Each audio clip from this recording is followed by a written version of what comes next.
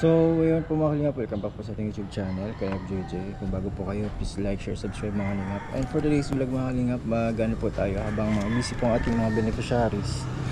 Ano po tayo ngayon? Scouting po tayo ngayon. And kasama po natin ang iisang minsan lang po natin makasama mga kalingap. Wow! Hintay po natin ngayon kasalukuyan. Siyempre, kasama daw po siya kasi na-miss daw niya po ang pag-scout, paglingap-lingap, pagpunta sa mga malalayang lugar. Ito po, nakamotor lang po tayo mga kalingap. Ayan. Yun o, mga stickers. Stickers ni Kuya Bal, Kalingap Rab, Kuya Jomar, Kuya Eddie na lang ako lang dito. Tapos yung mga iba nating mga kasamahan. So, ayun po, habang naghihintay po tayo mga kalingap, pupunta po tayo sa mga lugar na ano po tayo, medyo may kalayuan kahit ganito po ang panahon. And ito po ang kasama natin mga kalingap. Ayan na po, naka-helmet na mga kalingap ang ating kasamahan. Wow! Isa lang po yan. Karatig lang bahay ni Kalingap Edu. Si Grace ang kasama natin sa pag-scout ngayon mga kalingap. Ba't ka masama sa akin pag-scout? Ha? Wala namang ginagawa eh.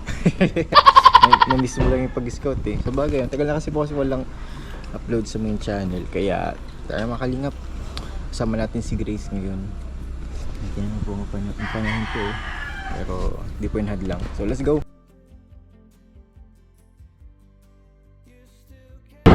Pagkaan lang yung vlog ko ngayon.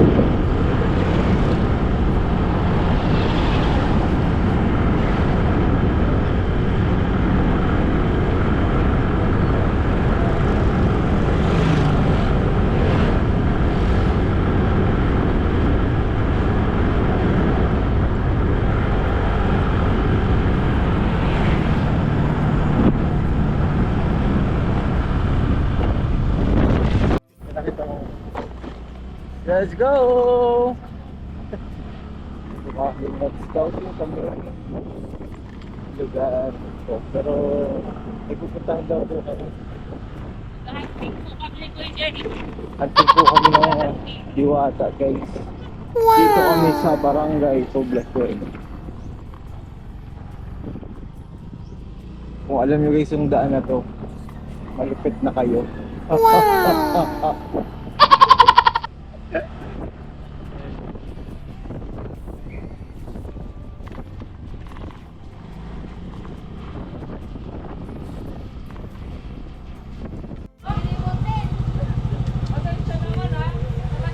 Ayan o, nagdaan kami kila Christabel. May kinuha lang si Grace guys habang kami mag-scout. So dumaan muna kami kila Krista. And dyan yung naiwan niya. Ito Yung pinakamahalagang belt bag. Ang belt bag na maliit pero milyones ang laman guys. Narinig ko yun ah. So ayan po, tuloy na ulit tayo sa pag-scout guys.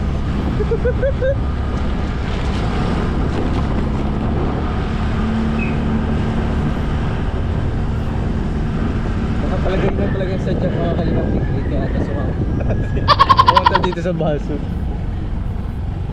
Wala kasi magbayad sa kuryente. Walang belt bag.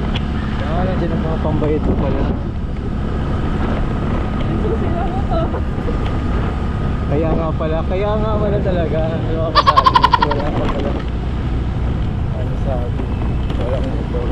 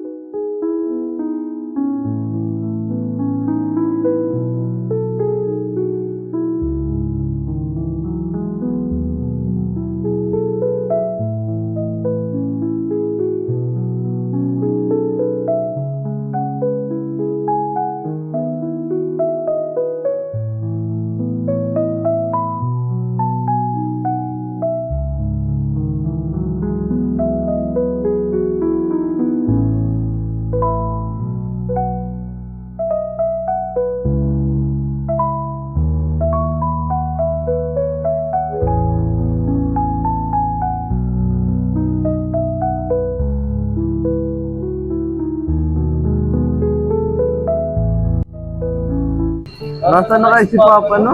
Oo nga, ang aga pa kami umalis. Ganun umalis. Di man natin nakita. Buti na lang, may natira tayong paninda. Kabigat-bigat pa din itong lamesa. Saan nawala to kuya? Kaya nga.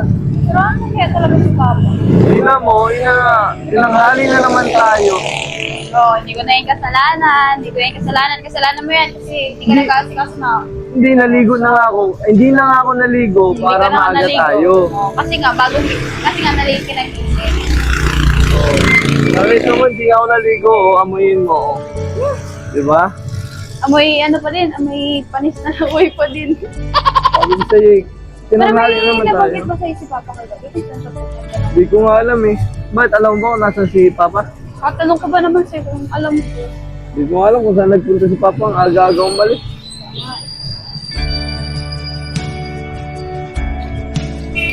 Tinanghali naman tayo. Buti na lang may paninda tayong tira. At minangkat pa tayong peschay, di ba? Ay, mahirap na yung gulay. Kapatid, kamusta na palang pag-aaral mo, Krista? Ayos naman kuya, dati ko din. Pinag-aaral mo naman mabuti. Oo naman. Kaya lang, syempre pa rin. Kailangan din kailangan din natin sa ng buhay. Bilisan mo na, Krista.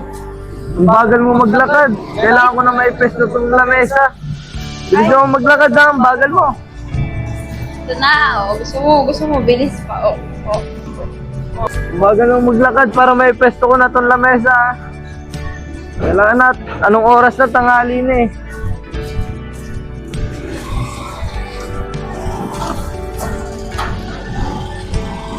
Bagal mo maglakad.